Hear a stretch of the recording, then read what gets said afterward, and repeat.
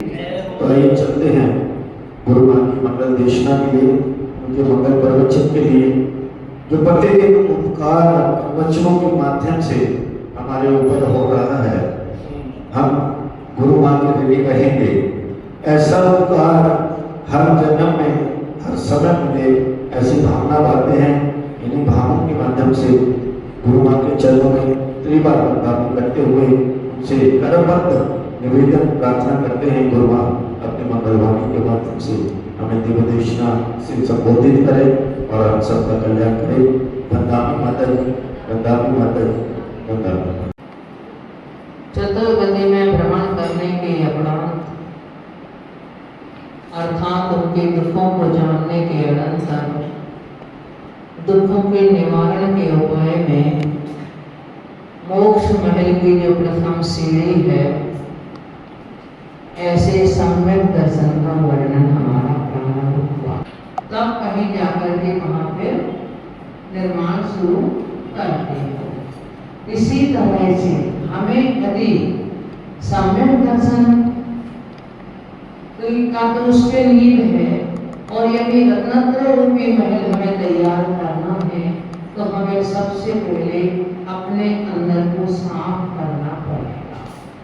स्वर सफाई का प्रथम चरण के रूप में कहा कि अष्टभुजों का पालन करना। आप लोगों में से मुझे नहीं मालूम, यद्यपि जो भी 8 वस्तुएं हैं अष्टभुजों की, उनका सेवन तो क्या कुछ क्रिश्चियन तो देखने में भी नहीं आती होंगी, पर उनका संकल्प है त्याग का या नहीं, ये तो आप सब लोगों को अपना अपना मालूम होगा। वैसे तो यदि नहीं है तो हमें इनका संकल्प कर लेना चाहिए। हम ये ना सोचें कि दवाई में मिली हो तो उसमें मिली हो। अरे एक बार आप डायरेक्ट का तो संकल्प ले लो कि प्रत्यक्ष में हम इन वस्तुओं का सेवन कभी भी नहीं करेंगे। एक एक कदम तो आगे बढ़ाओ। कल परसों आपको एक दृष्टांत सुनाया था कि उस बच्चे ने एक एक कदम आगे बढ़ाया, अनजान फल का मान उसने त्याग किया, और उसके बाद वह आगे बढ़ते बढ़ते एक दिन साधु बन गया, उसे वैराग आ गया। तो इसी तरह से हम भी अपना एक एक कदम हमें मंजिल तक पहुंचा देता है। एक एक कदम परंतु हमें आगे रखना होगा, तभी हम मंजिल तक पहुंच पाएंगे। यदि हम एक जगह खड़े होकर के देखते रहेंगे तो हम मंजिल को नहीं पा पाएंगे। तो इसी तरह से सबसे पहला चरण हमारा है वो है अष्टभुजों का पालन करना, जिसके बिना हम जैन भी कहलाने के अधिकारी नहीं हैं। उन अष्टभुजों की विवेचना कई प्रकार से आचार्यों ने की है, किंतु विशेष रूप से जो प्रचलित है वो है यही 5 नंबर और 3 मकार का त्याग करना। तो इनकी चर्चा करने के उपरांत फिर हमारे लिए जरूरत है कि हम श्रद्धान करें। किसके प्रति श्रद्धान करें? जो वस्तु तत्व जैसा है, जीव आदि तत्वों का जैसा स्वरूप है, उनके स्वरूप का वैसा ही श्रद्धान करना। और व्यवहारिक दृष्टि से देव साथ गुरु का जैसा स्वरूप है, उनको उसी रूप में उनको मानना। यह होता है सम्यक दर्शन। अब हमारी श्रद्धा है, आप लोग रोज मंदिर आते हैं, सब कुछ करते हैं, परंतु अभी हम सम्यक दृष्टि है या नहीं, इतनी तो हमारी श्रद्धा है कि हम भगवान का नाम लेते हैं, जाप करते हैं, पूजन करते हैं, स्वाध्याय करते हैं, सब कुछ करते हैं, पर इतना होने के बाद भी कहीं तत्व के प्रति हमारी भूल तो नहीं बनी हुई है। क्योंकि बाहर का तो छूट भी जाता है, किंतु अंतरंग से जो तत्व के प्रति जो हमारी विपरीतता है, तत्व के प्रति भूल है, उससे मुक्त होना बहुत कम लोगों का हो पाता है। तभी तो आचार्य ने कहा इस पंचम काल में सम्यक दृष्टि तो जुगनू की तरह होंगे। जैसे जुगनू कहीं कहीं चमकती है, इसी तरह जुगनू की तरह आपके लिए पंचम काल में सम्यक दृष्टि जीव दिखाई देगी। तो हमें इसीलिए समझना है वस्तु तत्व को, क्योंकि हमें उसको प्राप्त करना है, हमें उसको पाना है, हमें अपने आप में उसे जगाना है। इसलिए पहले हमें उसको समझ लेना जरूरी है। तो आगे हम देखें, आज हम जीव अजीव आश्रव बंधन संबर निर्जर मोक्ष सही सत्य तत्व श्रद्धान यथावत है सम्यक व्यवहार यही अष्टांग सूची अपना करके संवेगानिक ध्याऊंगा निरख निरख 25 दोष को जैसे बने भगाऊंगा। सात तत्व की विपरीतता को हम समझ चुके हैं, तो विपरीतता से रहित उनका श्रद्धान करना। मैं एक ज्ञायक स्वभावी चेतन स्वरूप हूँ। शरीर आदि जितने भी हमारी पांचों इंद्रियों से संपर्क में आने वाले विषय हैं, पांचों इंद्रियों से ज्ञान में आने वाले विषय हैं, वो सारी के सारी जड़ हैं, अजीब हैं। जीव और अजीब इन दोनों के निमित्त से जब जीव के परिणाम में राग द्वेष होता है, उसके माध्यम से वह कर्म का आश्रय करता है। कर्म आने के बाद हमारी आत्मा के साथ एकमेक होते हैं, संयोग को प्राप्त होते हैं, वो ब्रह्म तत्व होता है। जब हम व्रत समिति युक्ति आदि के माध्यम से इन कर्मों के आश्रय के द्वार को रोक देते हैं, तब पहले संभव होता है, नवीन कर्मों का मना रुकना है। उसके बाद हमारे पूर्व के जो बढ़े हुए कर्म हैं, उनकी धीरे धीरे निद्रा होती है। और एक दिन ऐसा आता है कि जब साधक साधना में सफल हो जाता है, तो वह मोक्ष को प्राप्त कर लेता है संपूर्ण कर्मों को निर्जरित करके। तो इस तरह का इन सातों तत्वों का श्रद्धान करना यथावत ये सम्यक व्यवहार है। ऐसे फिर वो अष्टंगों से सहित है, तो अष्टंगों को पवित्र रूप से अपना करके और प्रसन्न संवेग अनुकंपा और आस्था, ये सम्यक दृष्टि के गुण कहे हुए हैं प्रारंभ में 4। कसायों की मंदता होना, संसार शरीर भोगों से विरक्ति होना, प्राणियों पर दया होना और देव सात गुरु के ऊपर श्रद्धा होना, आस्तिक। ये 4 गुण तो प्रारंभ से होंगे ही होंगे। सम्यक दर्शन नहीं हुआ है तो भी उसके पहले इस प्रकार की चर्या उसकी होगी, और सम्यक दर्शन होने के बाद में उसकी एक सहज चर्या ऐसी हो जाएगी। निरख निरख, फिर मैं एक सब करके निरख निरख 25 दोष को, जो सम्यक दर्शन के 25 दोष हैं, उन सबको मैं जैसे हो हटा दूंगा। सम्यक दर्शन 8 अंग से सहित होता है और 25 दोषों से रहित होता है। एक बार हमने शायद आपको बताया भी था कि जिस तरह हमारे शरीर के 8 अंग होते हैं, उसी तरह सम्यक दर्शन के भी 8 अंग होते हैं। और हमारे शरीर का एक एक अंग हमें सम्यक दर्शन के एक एक अंग की शिक्षा देता है। किस तरह से आप देखो, आपके 8 अंग कौन कौन से हैं? कुछ लोगों को अपने शरीर के अंगों भी नहीं मालूम होंगे कौन कौन से हैं। 2 हाथ, 2 पैर, हाँ, नितंब, हृदय, मस्तक और पीठ, ये तो हमारे अंग हैं। इसके साथ अंगुली आदि हैं, आंख, नाक, कान आदि, ये सब उपांग हैं। उन अंगों के सहारे हों, जो उन अंगों के साथ, अगर मस्तक नहीं है तो आंख क्या करे? चेहरा ही नहीं है किसी का, तो पीठ नहीं है तो व्यक्ति कैसे बैठेगा? है ना, पीठ नहीं है तो कैसे, नितंब नहीं है तो बैठे रहने का स्थिरता नहीं हो सकता, स्थिरता। तो ये अंग है 8। और अंगुलियां उपांग है, अंगूठा उपांग है, उसके क्योंकि बिना हाथ के अंगुलियां होंगी क्या?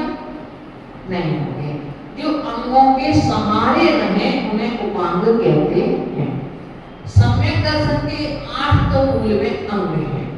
तो सबसे पहले हम जब कहीं चलना प्रारंभ करते हैं तो हमारा दाहिना पैर अपने आप उठ जाता है।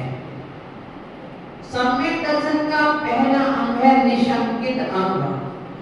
वस्तु तत्व के प्रति शंका नहीं करना, भगवान की वाणी में किसी तरह का संदेह नहीं करना, शंका नहीं करना, सप्तमयों से रहित प्रवृत्ति होना। इनका विशेष खुलासा अपन आगे करेंगे। तो जिस तरह से हमारा ये दाहिना पैर स्वाभाविक सबसे पहले उठ जाता है, इसी तरह सम्यक दृष्टि जो निशंकित अंग का धारी होता है वह अपने धर्म कार्यों के लिए आगे बढ़ना चाहता है। निशंकित अंग कौन सा हमारा शरीर का शिक्षा देता है? दाहिना पैर। दूसरा है निकांक्षित अंग। निकांक्षित अंग का मतलब है किसी प्रकार की धर्म आदि क्रियाएं करते हुए उसके फल की आकांक्षा नहीं करना। अगर आपका दाहिना पैर उठता है तो उसके पीछे बायां पैर भी उठ जाता है। बाएं पैर की कोई अपेक्षा नहीं रहती कि हमें कुछ इसका फल मिलेगा तो हम उठे। दाहिना पैर आगे उठता है तो पीछे से बायां पैर भी उठ जाता है। तो सम्यक दृष्टि धर्म क्रियाएं करते हुए किसी तरह की अपेक्षा नहीं रखता, उनके फल को नहीं चाहता। तो हमारा बायां पैर जिस तरह ये दाएं पैर के साथ में पीछे से उठ जाता है, इसी तरह सम्यक दृष्टि भी चलता चला जाता है, वह किसी प्रकार की धर्म क्रियाएं करता चला जाता है बिना किसी अपेक्षा के। तो हमारा बायां पैर हमें इसकी निकांक्षित अंग की शिक्षा देता है। तीसरा अंग है निर्वीज चिकित्सा। निर्वीज चिकित्सा का मतलब है गिलानी नहीं करना। मलिन पदार्थों को देख करके उनके स्वरूप को तो जानना परंतु उनके प्रति गिलानी नहीं करना। या मुनिराजों का शरीर स्नान आदि नहीं करते हैं तो उनका शरीर भी कहीं मैल आदि लग जाता है तो उनके शरीर को देखकर भी उनसे गिलानी नहीं करना। जैसा कि श्रीपाल ने क्या किया था मूल जन्म में, मुनिराज के शरीर पर धूल लगी हुई थी, थोड़ी थोड़ी हल्की हल्की पानी की बूंद आ गई, शरीर में मिट्टी और धूल और पानी के कारण से चितकबरापन लगने लगा। शरीर के खुला शरीर है, नंगा शरीर है, तो उन्होंने और उनके साथियों ने कह दिया अरे तो कुष्ठी है, कुष्ठ रोगी है, कुष्ठ रोगी। तो ऐसे उनके शरीर को देख करके हमें गिलानी नहीं करना। कहीं भी हमें कोई भी गंदगी साफ करना हो तो हमारा कौन सा हाथ उठता है? गंदगी को साफ करने के लिए हमारा बायां हाथ आगे रहता है। कभी भी आप लोग प्रयोग सबका जीवन का है कि हमारे लिए कहीं गंदगी को साफ करते हैं तो बाएं हाथ से ही करते हैं। तो जिस तरह बाएं हाथ को कोई गिलानी नहीं आती, इसी तरह से सम्यक दृष्टि के लिए मलिन पदार्थों को देख करके भी गिलानी नहीं आती। क्यों? हर वस्तु का स्वरूप अलग अलग है। आज मैं साफ स्वच्छ स्थान में रह रहा हूँ, कभी यही आत्मा उसी मल में कीड़ा भी बनी होगी और उसी मल में कीड़ा बन करके उसमें भी इसने आनंद लिया होगा। कभी नाली में कीड़ा बनी होगी और उसमें बड़े आनंद से रही होगी। तो हर जीव का रहने का स्थान 4,84 लाख योनियों में है। हर पदार्थ का अपना अपना स्वभाव है। ये आत्मा पता नहीं कहां कहां भटक करके आई है। तो आज हमारे लिए उन मलिन पदार्थों को देख करके यदि उसका स्वभाव है, हमें उससे गिलानी नहीं करना। ये सम्यक दृष्टि का अपना एक अंग होता है, एक क्रिया, उसका एक आचरण, उसकी एक चर्या होती है। तो हमारा बायां हाथ निर्वीज चिकित्सा की शिक्षा देता है। चौथा अंग है अमूढ़ दृष्टि। अमूढ़ दृष्टि से मतलब है अज्ञानतापूर्ण क्रियाओं का त्याग करना। जो हमारी, जैसे हम अधर्म की क्रियाओं में धर्म मान रहे हैं, रूढ़िवाद आदि जो क्रियाएं चल रही हैं उनमें हम धर्म मान रहे हैं।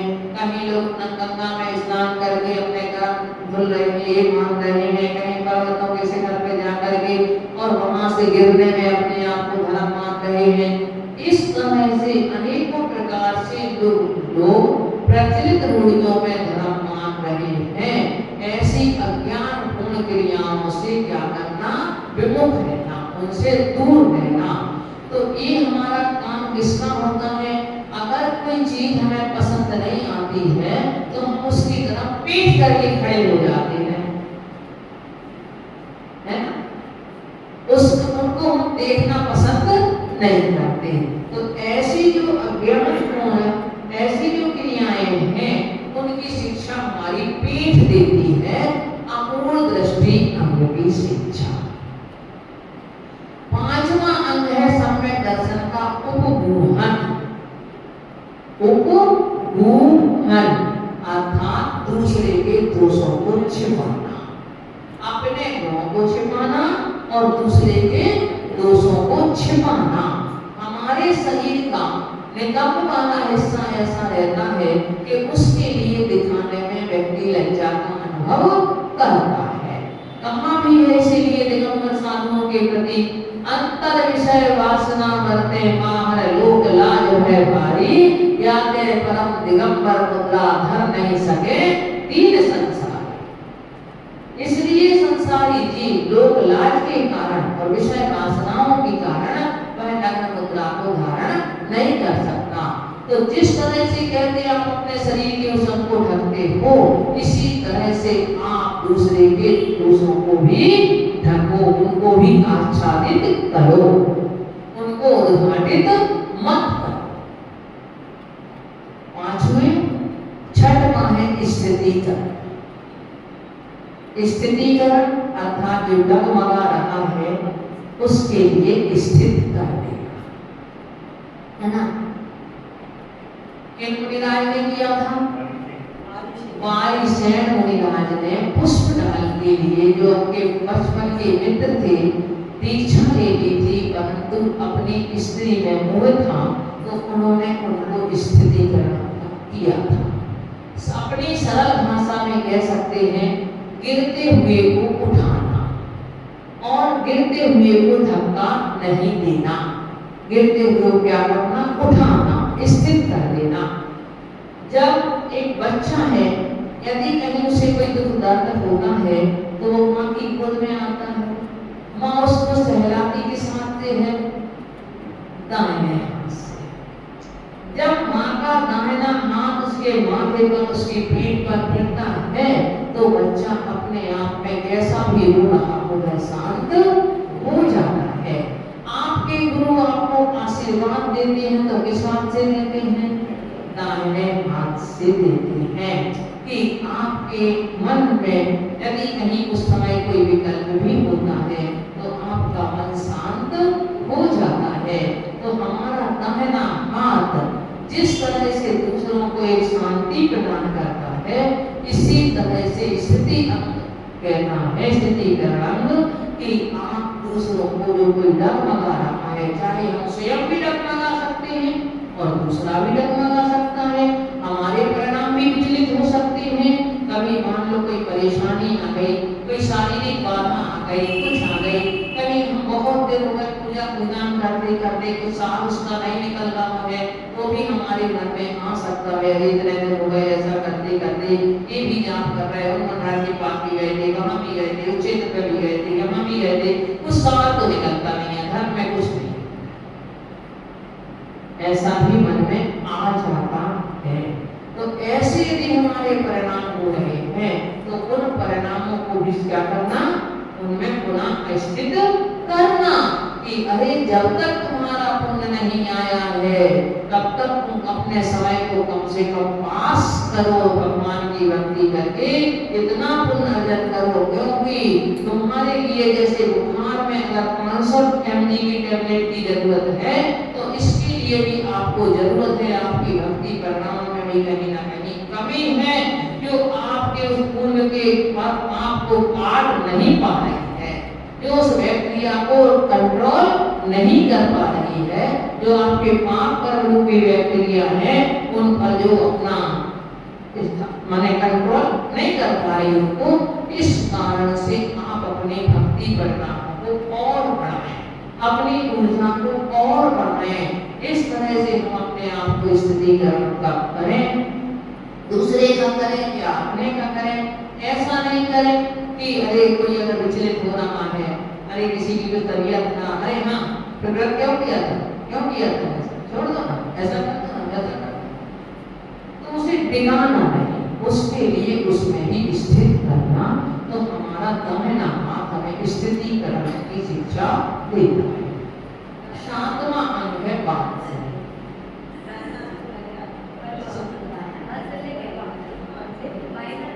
सातवां अंग है वात्सल्य अंग। वात्सल्य अंग कहना है कि दूसरे को हृदय से लगाना, है ना। आप क्या कहते हो, तो बहुत दिनों के मित्र पिछड़े हुए व्यक्ति हैं, अब 5 सभ्यता में तो अकेले हाथ मिलाने की परंपरा है, किंतु हमारी भारतीय परंपरा में तो हृदय मिलाने की परंपरा है।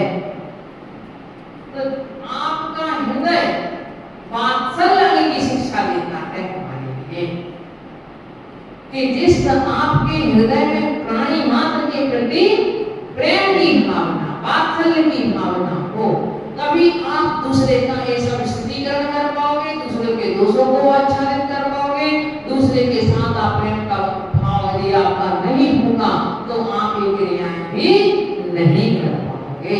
तो वात्सल्य की शिक्षा हमारा हृदय देता है। और सबसे आखिरी अंग है प्रभावना। किसी व्यक्ति का व्यक्तित्व उसका मस्तक बता देता है, बताता है। व्यक्ति का इम्प्रेशन आप नहीं देख कर नहीं करते, उसका मस्तक उसके पुण्य परमाणुओं को अपने आप बता देता है, और वह इतना प्रभावी होता है कि वह सामने वाले को प्रभावित कर लेता है। तो जिस तरह से आपका मस्तिष्क आपके प्रभाव को बताता है, इसी तरह आप धर्म की प्रभावना को सारे जन में लेकर के सब अहिंसा धर्म की प्रभावना करो। वह प्रभावना अपने मूल तो अपने आचरण से होगी, अपने स्वयं के कैरेक्टर से होगी। हमारा यदि कैरेक्टर सही है तो व्यक्ति में अपने आप उसका प्रभाव पड़ेगा। और फिर दूसरा बाहर की प्रभावना है, वो है कि आप धर्म क्रियाएं करके दूसरों में ज्ञान के माध्यम से, पूजा भक्ति आदि के माध्यम से, रथ आदि प्रवर्तन के माध्यम से अनेकों प्रकार की क्रियाएं हो सकती हैं। दूसरों की सेवा करके, दूसरों को दान दे करके, पूजा करके, ये काम प्रभावना, ये धर्म की प्रभावना। तो इस तरह से हमारे शरीर के 8 अंग हमें सम्यक दर्शन के 8 अंगों की शिक्षा देते हैं।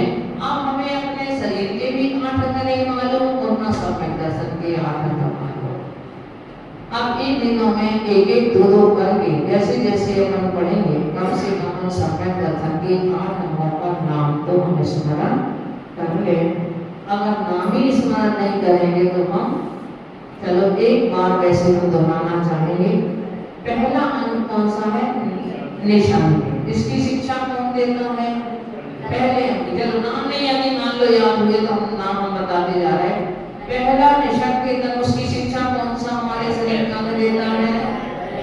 दायां पैर। दूसरा है निकांक्षित, उसकी शिक्षा कौन देता है? बायां पैर। तीसरा हमारा है निर्वीर चिकित्सा, गिलानी नहीं करना, उसकी शिक्षा कौन सा देता है? कौन देता है? बायां हाथ। चौथा है अमूढ़ दृष्टि। अमूढ़ दृष्टि का मतलब बताया था कि जो मूर्खता अज्ञान पूर्ण क्रियाएं हैं उनसे दूर रहना।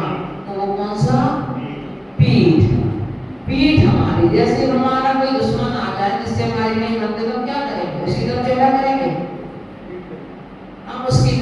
पीठ करके बैठ जाएंगे।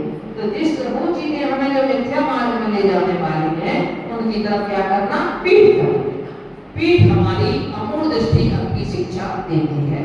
5 नाम है उपगूहन, दूसरों के दोषों को ढकना। वह कौन सा है, नेता माना। 6वां है स्थितिकरण, गिरते हुए को उठाना। वह कौन सा है, दाहिना हाथ। कौन सा है, दाहिना हाथ। और 7वां है वात्सल्य, वात्सल्य की शिक्षा कौन देता है, हृदय। और 8वां है प्रभावना, उस प्रभावना अंग की शिक्षा हमें देता है हमारा मस्तक।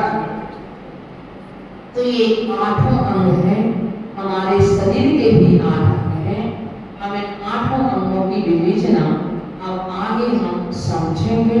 आज का समय आपका पूर्ण हो चुका।